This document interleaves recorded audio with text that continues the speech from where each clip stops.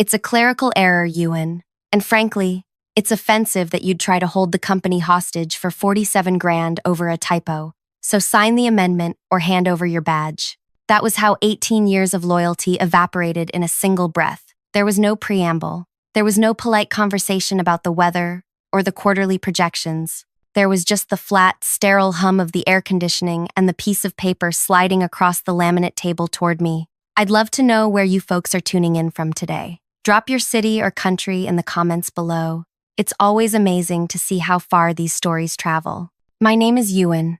I am 52 years old, and I have a habit of needing things to be parallel. When I sit at a table, I align the edge of my notebook with the edge of the desk, and I place my pen exactly perpendicular to both. It's not an obsession, just a way of creating a little bit of order in a chaotic world. I've worked in industrial air filtration sales for nearly 2 decades. It isn't the kind of job that people make movies about. I don't wear Italian suits, and I don't have power lunches with martinis. I sell massive, ugly metal boxes that sit on the roofs of factories and hospitals, scrubbing the air so that people inside don't get sick. It's technical, unglamorous work that requires knowing the difference between a particulate filter and a gas phase absorber. For most of my career, the company, distinctively named Clearflow Systems, was family-owned. The owner, a man named Arthur, knew the names of my kids. He knew that my daughter, Sarah, was in her 3rd year of veterinary school, and that the tuition was bleeding me dry. He knew I drove a sedan with 200,000 miles on it because I prioritized the mortgage and the tuition over looking flashy. Then Arthur retired. He sold the company to a private equity firm based in a glass tower 3 states away. Everything changed within a month. The free coffee in the break room, which used to be decent, was replaced by a vending machine that charged $1.50 for brown sludge. The mood in the office shifted from a cooperative hum to a paranoid silence. And then they sent us Silas. Silas was the new regional director. He was 30 years old, wore suits that were too tight in the shoulders, and spoke in a language of buzzwords that meant absolutely nothing. He didn't know how an air filter worked, and he didn't care. To him, we were just lines on a spreadsheet. He had a recurring physical tic that drove me up the wall. Whenever he was annoyed or feeling superior, which was often, he would pick at the cuticle of his thumb until it bled. I stayed out of his way. I kept my head down, aligned my notebook, and made my calls. My territory was the heavy industrial sector. Steel mills, food processing plants, places that smelled like sulfur and hot grease. It was hard selling. You couldn't charm these clients. You had to know your math, and you had to show up in steel-toed boots, not loafers. The trouble started in November. I had been working on a lead for 6 months. It was a massive retrofitting project for a pharmaceutical packaging plant just outside the city limits. They needed to replace their entire intake and exhaust system to meet new federal regulations. It was the kind of job that could make a year's quota in one hit. The commission structure in my contract, the one I had signed 5 years prior, and which had been honored ever since, was straightforward. I received a base salary, which was modest, and a commission of 3% on gross sales. For anything over $1 million, the commission jumped to 4% on the total amount. It was an accelerator clause, designed to incentivize us to chase the whales. The pharmaceutical project was priced at $1.2 million. I did the math on the back of an envelope one night in my kitchen. 4% of $1.2 million was $48,000. After taxes, that would pay off the rest of Sarah's tuition for the year and put a new roof on the house, which had been leaking since the spring rains. It wasn't just money, it was breathing room. It was the ability to sleep through the night without doing mental arithmetic about credit card interest rates. I worked that deal like my life depended on it. I drove to the plant 14 times. I walked the roof with their facility manager, a guy named Miller who didn't trust salespeople. I measured the ductwork myself. I sat in their conference room and redlined blueprints until my eyes blurred. Silas, predictably, was useless. "Why is this taking so long, Ewan?" he asked me one afternoon, leaning against my cubicle wall. He was picking at his thumb. "You're burning gas and time. Just offer them a 10% discount and close it." "I can't do that, Silas," I said, not looking up from my spread of schematics. "If I drop the price 10%, we lose the margin, and the commission accelerator doesn't kick in. Plus, they don't want a discount. They want assurance that the system won't fail. It's a trust sale." Trust doesn't pay the electric bill, Silas sneered. Volume does. You old-timers overthink everything. He walked away, leaving a faint scent of expensive cologne and that underlying smell of the office, the sharp, metallic tang of the ozone from the big copy machine down the hall. That smell, that dry, static charge scent of heated toner and paper, always seemed to hang heaviest in the air when Silas was around. I ignored him. I knew Miller. If I offered a discount too early, he'd think the product was cheap. I held firm. 2 weeks before Christmas, Miller called me. "All right, Ewan," he said. His voice was gravelly, distorted by the bad reception inside the plant. "You win. The board approved the budget. Send over the final contract."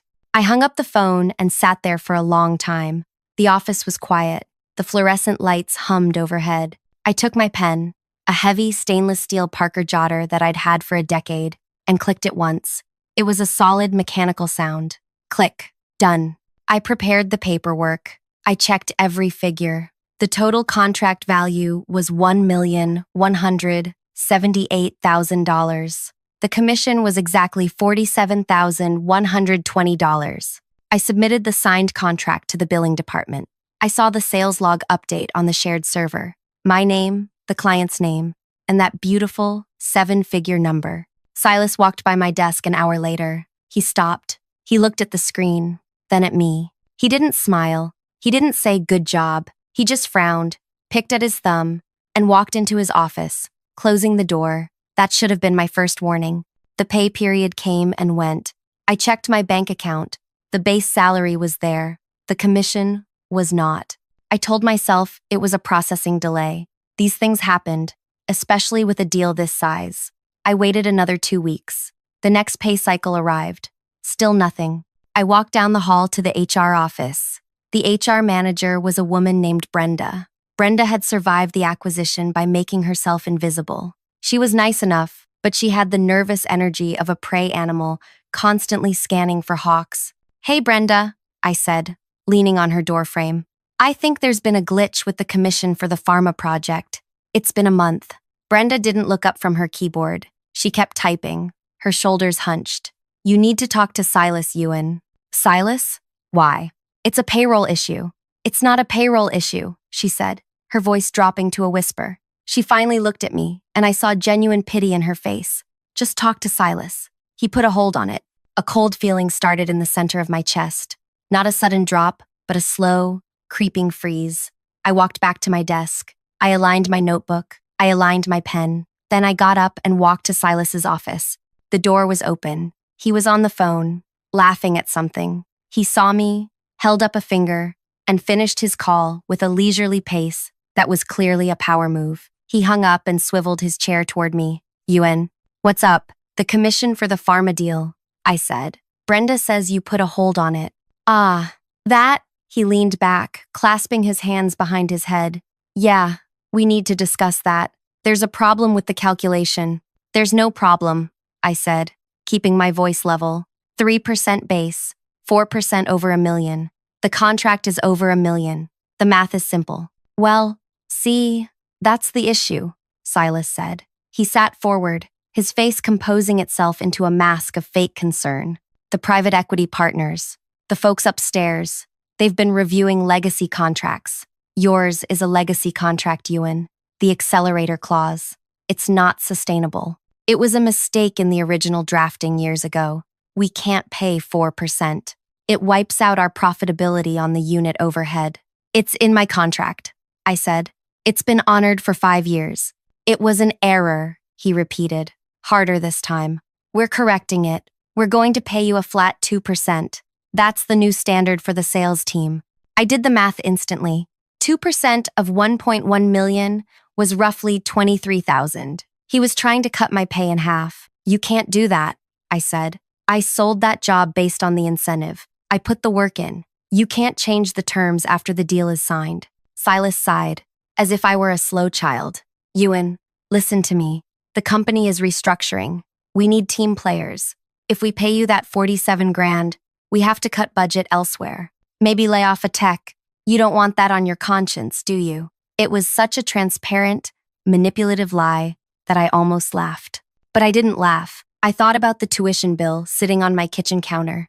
I want what I earned, Silas. I have a signed contract. His expression darkened. The fake friendliness evaporated. We'll see.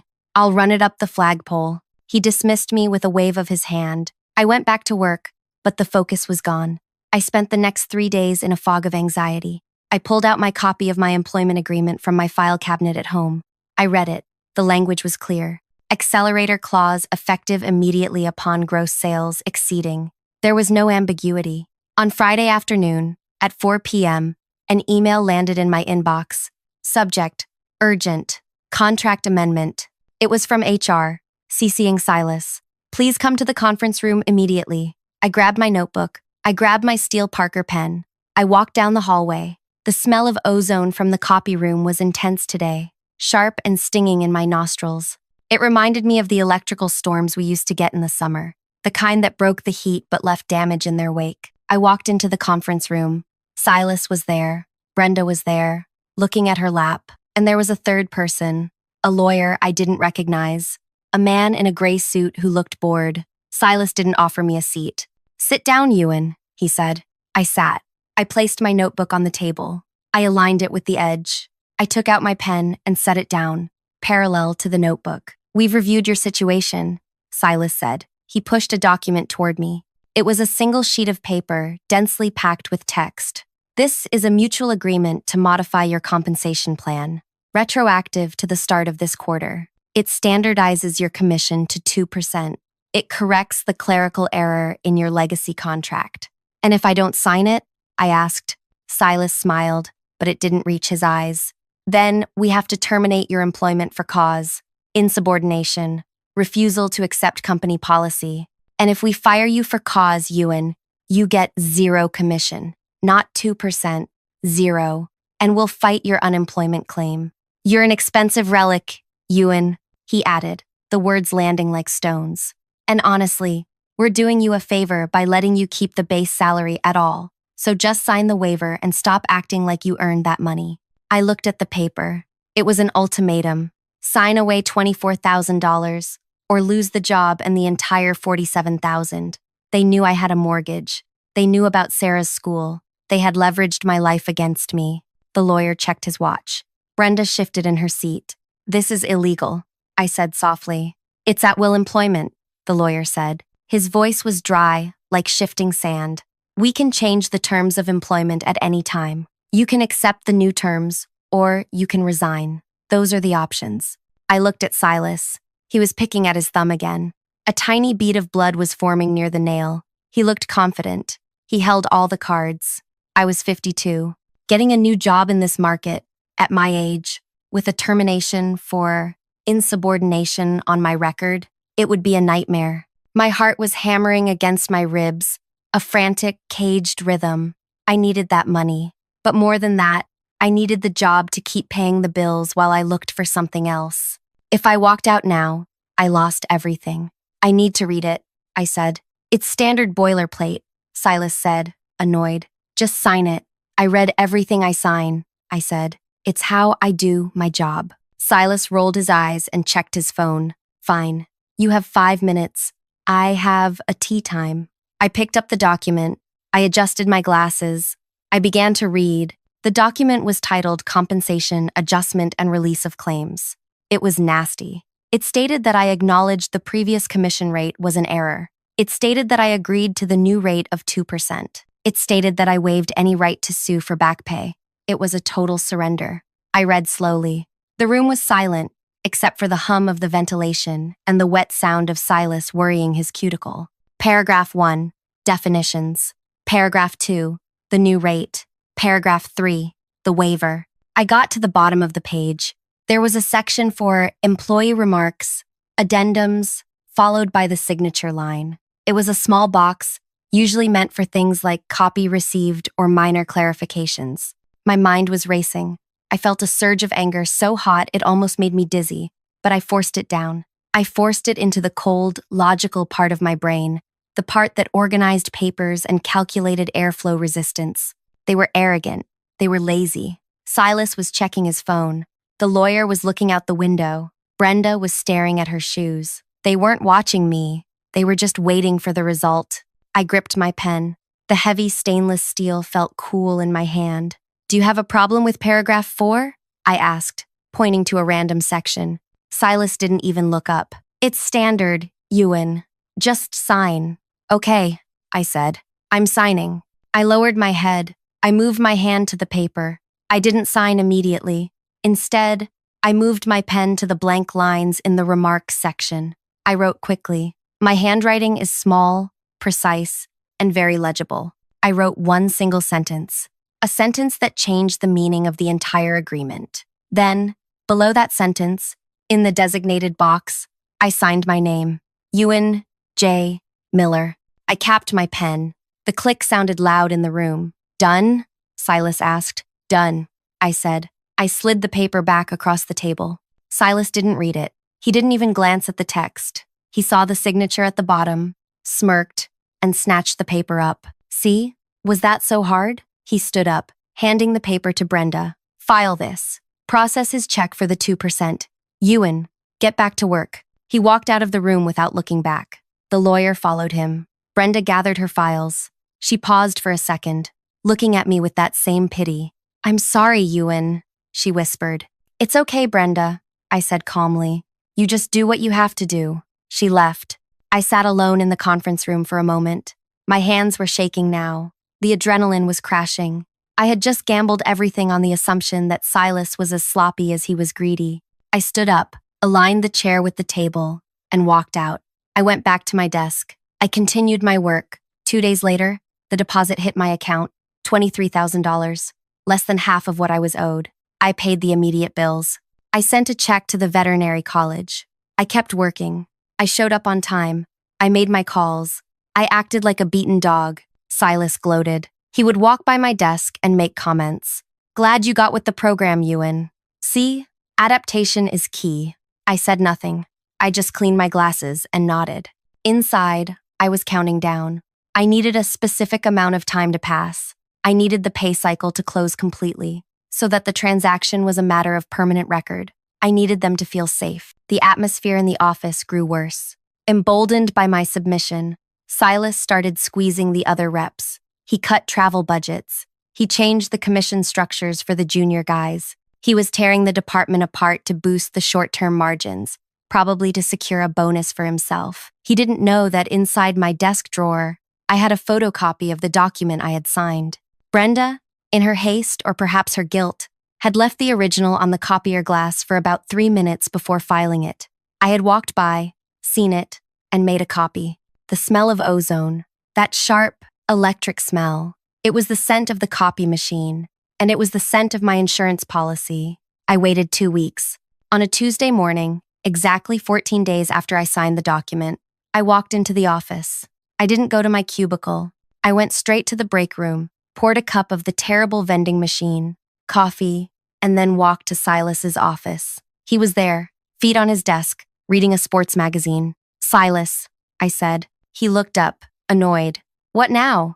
I'm busy. I'm resigning, I said, effective immediately. He laughed, a short, barking sound. Okay, well, don't expect a severance package. You quit, you get nothing. I don't need a package, I said. I just need my final paycheck and the remainder of my commission. He frowned, lowering the magazine. What remainder? We paid you. You signed the agreement.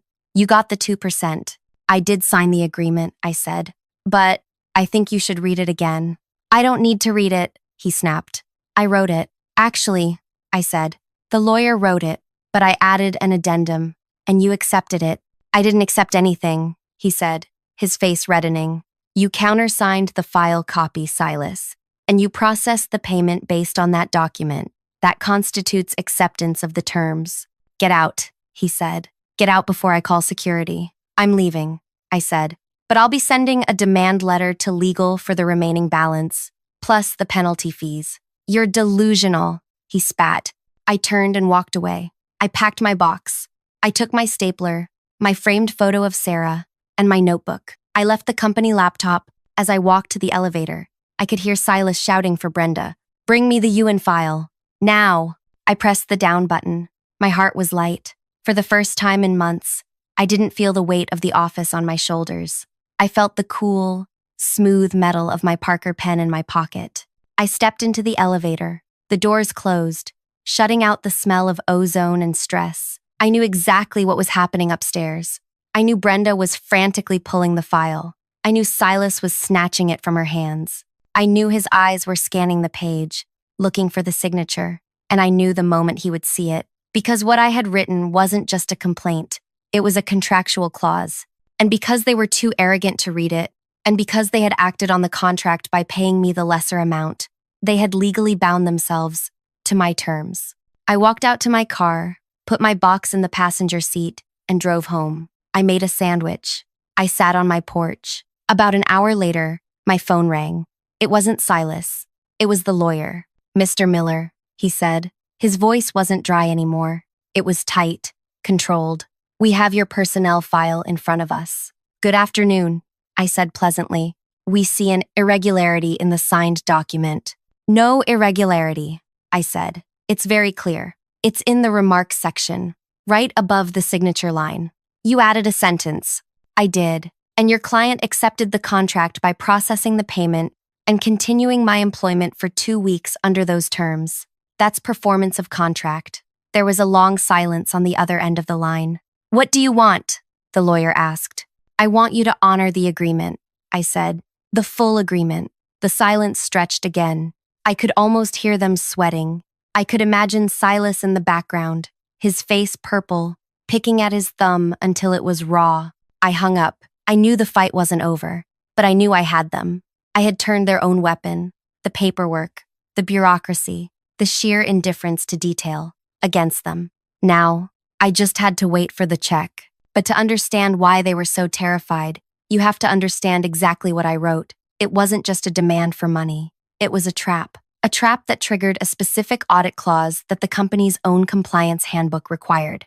I had spent 18 years reading the manuals. I knew the rules better than they did.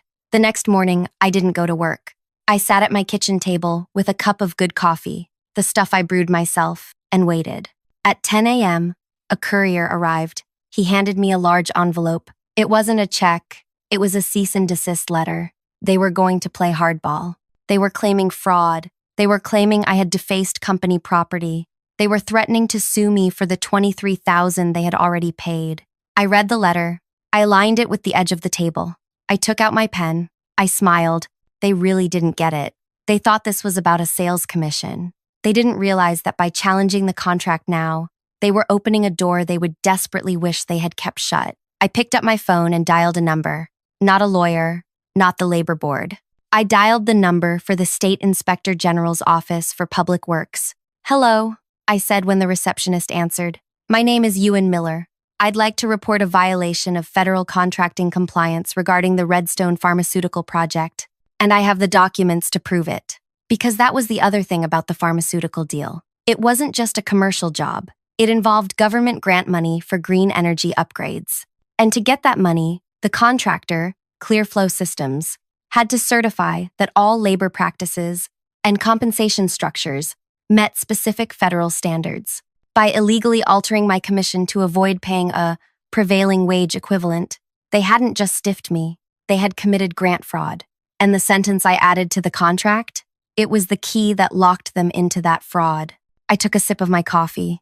It tasted perfect. I was ready for the endgame. The cease and desist letter sat on my dining table for 2 days. It was a thick, angry document, printed on heavy bond paper, full of words like defamation, tortious interference, and breach of confidentiality. It demanded that I retract my statements, return all company property, which I already had, and cease communication with any government entities. I didn't retract anything. I didn't call a lawyer. I just went to the hardware store. I bought 3 buckets of roof sealant and a new extension ladder. If I was going to be unemployed and under siege, I was finally going to fix the leak in the master bedroom. Up on the roof, the air was different. It was cold and crisp, smelling of wet leaves and wood smoke from the chimney 2 houses down. It didn't smell like ozone. It didn't smell like fear. I spent 3 days up there, scraping away old tar and applying the fresh seal. It was methodical work. Scrape, clean, apply, smooth, Parallel lines. Everything in order. My phone rang constantly. I let it go to voicemail. First, it was the company lawyer, then Brenda from HR, sounding breathless and terrified, asking me to please just call them back. Then, finally, Silas. Silas left 5 voicemails. The first was aggressive. Ewan, you're making a huge mistake. The third was bargaining. Look, maybe we can work out a severance package. The fifth was purely manic. You need to pick up the phone, Ewan. You don't understand what you've done. I understood exactly what I'd done. On the 4th day, a sedan pulled into my driveway. It wasn't a company car. It was a black Ford Taurus with government plates. A woman stepped out. She was in her 40s, wearing a functional navy blazer and carrying a leather portfolio. She looked like she didn't have a sense of humor, which was exactly what I was hoping for. I climbed down the ladder, wiping my hands on a rag. "Mr. Miller?" she asked. "That's me. I'm Agent Kowalski, Inspector General's office. You called about the Redstone Pharmaceutical grant compliance?" "I did," I said. "Would you like some coffee? It's fresh." We sat at my kitchen table. I aligned my coasters. I placed the sugar bowl in the exact center of the table. Agent Kowalski opened her portfolio and took out a notepad. "You alleged that Clearflow Systems is falsifying wage reports to meet federal grant requirements," she said. "That's a serious accusation." "It is," I agreed. "The Redstone project is funded by the Green Infrastructure Bill. That bill mandates that all contractors pay prevailing wages and honor existing commission structures for skilled labor and sales engineering to prevent predatory underbidding. If they alter compensation retroactively to inflate margins, they're in violation of the grant terms. It's fraud. And you have proof?" "I have the contract," I said. "And I have the modification they forced me to sign. But more importantly, I have the proof that they accepted my terms, which explicitly stated that the wage reduction was a violation." She looked at me, puzzled. "They accepted terms stating they were violating the law?" "They didn't mean to," I said. "But they did." I walked to my file cabinet and pulled out the photocopy of the document I had signed in that sterile conference room, the one with the ozone smell. I slid it across the table to her. She read it. Her eyes scanned the standard boilerplate, the paragraphs of legal jargon designed to strip me of my rights. Then her eyes reached the bottom of the page. She stopped. She leaned in. A slow, small smile appeared on her face. "They processed the payroll based on this?" she asked. "They did. The check cleared 2 weeks ago. And nobody flagged this?" "Silas was in a hurry," I said. "He wanted to make his tea time." Agent Kowalski closed her notebook. She looked at me with a newfound respect. "Mr. Miller," she said, "I think I need to pay a visit to your former employer. Would you be willing to come in for a formal deposition?" "I'd be happy to," I said. "Actually," she said, checking her watch, "I'm heading over there now to secure their records before they have a chance to misplace anything. Since you're the whistleblower, your presence isn't required." "But," she trailed off, looking at the document again, "it might be helpful if you were there to identify the original signatories." I put on my best jacket. I put my Parker pen in my pocket. We drove to the glass tower in her car. Walking back into that building felt surreal. It had only been a few weeks, but it felt like a lifetime. The receptionist looked up, saw me, and her eyes went wide. She started to reach for the phone, but Agent Kowalski flashed her badge. "Don't make any calls," Kowalski said calmly. "We're going to the executive suite." We rode the elevator up. The silence was heavy. The smell of the building hit me again. That recycled air, the faint scent of carpet cleaner and toner. But it didn't make my stomach knot up this time. This time, I was the one bringing the storm. We walked straight past the assistants and into the main conference room, the same one where they had slid the paper across the table to me. Silas was there. So was the company lawyer, the man with the dry voice, and a new man, someone older, in a very expensive suit. This must have been the private equity partner. They were in the middle of a heated discussion, papers strewn across the table. When we walked in, the room went dead silent. "Who is this?" the partner barked. "You can't just walk in here." "Federal Inspector General's office," Kowalski announced, placing her badge on the table. "And you know Mr. Miller." Silas looked like he had seen a ghost. His face was pale, clammy. He was picking at his thumb so hard I could see a smear of blood on his cuff. "This is harassment," the lawyer said, standing up. We have already sent a cease and desist to this former employee. He is disgruntled and, sit down, Kowalski said. It wasn't a shout. It was a command. The lawyer sat. We are investigating a report of grant fraud regarding the Redstone contract, Kowalski said. Specifically, the manipulation of sales commissions to bypass overhead caps. That's ridiculous, the partner said, glaring at Silas. We adhere to all compliance standards. We corrected a clerical error in Mr. Miller's contract. He agreed to it. He signed the waiver. I did sign it, I said. My voice was calm. I stepped forward to the table. I didn't sit. I stood at the end, looking down at them. But you didn't read what I signed. We read it, Silas shouted. His voice cracked. It was the standard form. Show them, Silas, I said. Show them the document. The one you filed. The one you used to cut my check. Silas looked at the partner. The partner nodded, his eyes cold. Silas fumbled with a folder in front of him. His hands were shaking. He pulled out the sheet of paper. It's right here, Silas said. He signed it. Ewan J. Miller. Read the section above the signature, I said. The remarks box. Silas looked down. He squinted. The room was so quiet you could hear the hum of the hard drive in the corner. It says, Silas started, then stopped. He swallowed hard. Read it, the partner demanded. Silas's voice was a whisper. It says, Addendum A. Acceptance of this reduced payment constitutes company admission that the original debt remains valid. Remaining balance of $24,120 is acknowledged as overdue, payable, net 30 days. Failure to remit balance voids this waiver and constitutes a confession of noncompliance with federal regulation 52.22(2-4), grant fraud. Silence. Absolute, crushing silence. The partner snatched the paper from Silas's hand. He read it himself. His face went from red to a terrifying shade of purple. He looked at the lawyer. Did you see this? The partner hissed. The lawyer looked sick. I prepared the blank form. I didn't review the executed copy. Silas said he handled it. He said the employee just signed it. You processed the check, I said softly. You paid me the $23,000. In contract law, that is performance. You accepted the counteroffer. By paying me the lower amount, you legally agreed that it was only a partial payment and that you were admitting to the fraud if you didn't pay the rest. I looked at Silas. He had stopped picking his thumb. He was just staring at the table, realizing his life was over. You tried to steal $47,000 from me, I said. And because you were too arrogant to read one sentence, you just admitted to the federal government that you're defrauding a multi-million-dollar grant. Agent Kowalski stepped forward.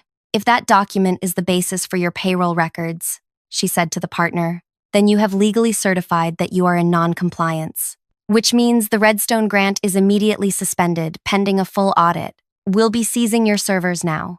The partner looked at me. There was no arrogance left, only calculation. He knew how much the Redstone deal was worth. He knew how much a federal fraud investigation would cost. It would destroy the firm's reputation. It would kill the stock price. Everyone out, the partner said, except Mr. Miller and the agent. Silas, get out, he added, his voice like ice. Silas stood up. He looked at me one last time. There was no hate in his eyes anymore, just shock. He walked out of the room, and I noticed he forgot his phone on the table. He was a man walking to his execution. The lawyer followed him, looking at the floor. When the door closed, the partner turned to Agent Kowalski. How do we fix this? He asked. I can't fix your fraud, Kowalski said. But Mr. Miller here seems to have a valid contractual claim for unpaid wages. That's a civil matter. The fraud, that's criminal. Unless, of course, it was a clerical error that is immediately rectified. She looked at me. She was giving me the opening. It seems, I said, looking at the partner, that there was a misunderstanding. Silas seemed to think my commission was an error, but clearly, based on the addendum I wrote and you accepted, the company always intended to pay the full amount. The partner didn't hesitate. He was a predator, and he knew when he was caught in a trap. He pulled a checkbook from his inside jacket pocket. The balance was $24,000, he asked, plus interest, I said, and legal fees, and a consulting fee for the time I've spent correcting your compliance records. He didn't blink. How much? $80,000, I said. Total. and a letter of recommendation stating I resigned in good standing. It was nearly double what they owed me, but it was a fraction of what they would lose if Kowalski formally filed the fraud charges that afternoon. The partner wrote the check. He tore it out with a sharp rip that echoed in the room. He slid it across the table. And the investigation? He asked Kowalski. Kowalski looked at the check, then at the document. If the employee is paid in full according to the original contract terms, then the confession of non-compliance in his addendum is moot. I'll still need to review your books for the next 6 months, but I won't shut down the Redstone site today. She picked up the document, the one with my handwriting on it, and put it in her portfolio. I'll keep the original, she said, for my files. I picked up the check. I aligned it with the edge of the table. I checked the date. I checked the signature. Thank you, I said. I turned and walked out. I walked past Silas's office. He was packing a box. Security was standing at the door, watching him. He looked up as I passed. He looked small. He looked like a line on a spreadsheet that had just been deleted. I didn't stop. I didn't say anything. I just clicked my Parker pen once, a solid, mechanical sound, and kept walking. The elevator ride down was fast. When the doors opened to the lobby, the air rushed in. It wasn't recycled. It was the air from the street, smelling of exhaust and coffee and rain. It smelled real. I drove straight to the bank. I deposited the check. The teller raised an eyebrow at the amount, but I just smiled and told her I'd had a very productive week. Then I drove home. I finished the roof that afternoon. I sat on the peak of my house, looking out over the neighborhood. I could see the elementary school, the grocery store, and the distant skyline where the glass tower stood. I took out my phone and called Sarah. Hey, Dad, she answered. She sounded tired. Exams were coming up. Hey, sweetie, I said. I just wanted to let you know. I transferred the tuition money. For next semester, too. There was a pause. Dad, are you sure? I can take another loan. I'm sure, I said. Worked out. We're good. You just focus on those animals. Thanks, Dad. You're the best. I hung up. The sun was setting. The light was turning. That deep, bruised purple that happens right before twilight. I looked at my hands. They were stained with roof tar. They were rough, but they weren't shaking. I thought about Silas. I thought about the partner. I thought about the millions of dollars moving through invisible wires, controlled by people who never touched the things they sold. They thought they could erase me because I was quiet. They thought because I aligned my pens and followed the rules, I was weak. They forgot that rules are a double-edged sword. If you hold the blade right, you can cut through anything. I had my money, I had my dignity, and I had a roof that didn't leak. That was enough. I climbed down the ladder, cleaned my brushes, and put everything back in its place. Parallel, organized, ready for whatever came next. Thanks for listening to my story. It's been a wild ride, and if there's one takeaway, it's this. Always read the fine print, especially the parts you write yourself. If you enjoyed this, please hit that like button and subscribe. It really helps the channel, and I've got plenty more stories from 30 years in the trade. Stay safe out there, and don't let anyone tell you what you're worth.